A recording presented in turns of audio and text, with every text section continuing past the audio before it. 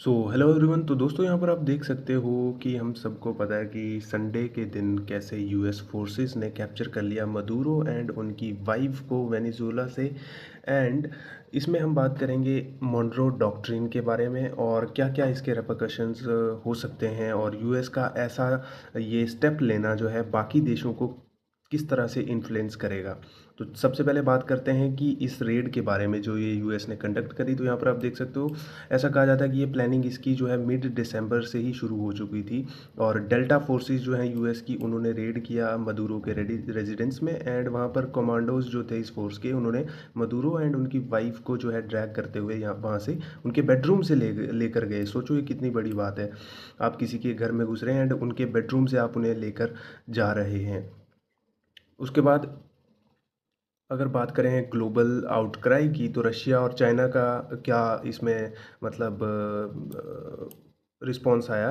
तो रशिया ने कहा बेसिकली कि ये एक आर्म्ड अग्रेशन जो है ये सॉवरन नेशन के अगेंस्ट है और रिलीज़ की बात करी है। चाइना ने भी इस बिहेवियर को जो है कंडेम किया है, यूएस के इस एक्शन को कंडेम किया और बोला कि एक हेजीमोनिक बिहेवियर है और साथ ही साथ में एक वायलेशन भी है इंटरनेशनल लॉ का।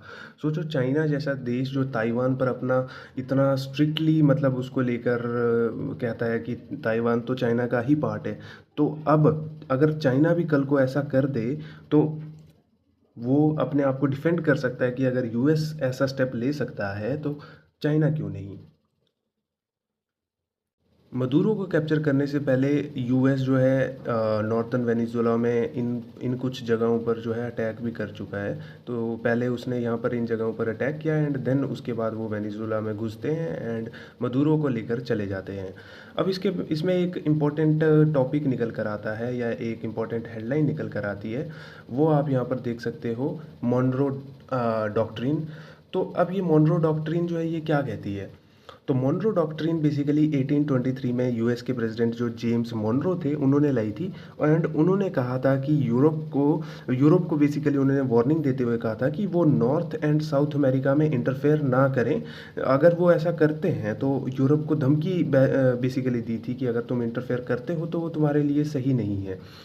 तो एक तरह से यूएस को एक प्रोटेक्शन मिल गई थी इस मॉन्रो डॉक्ट्रिन के बाद, जिस जो कि अभी क्योंकि ट्रम्प की हरकत जो है उन्होंने जो ली है अभी साउथ अमेरिका में, तो उससे यूरोप भी जो है अब बीच में इंटरफेयर नहीं कर सकता बिकॉज ऑफ दिस मॉन्रो डॉक्ट्रिन जो यूएस ने 1823 में लाई थी।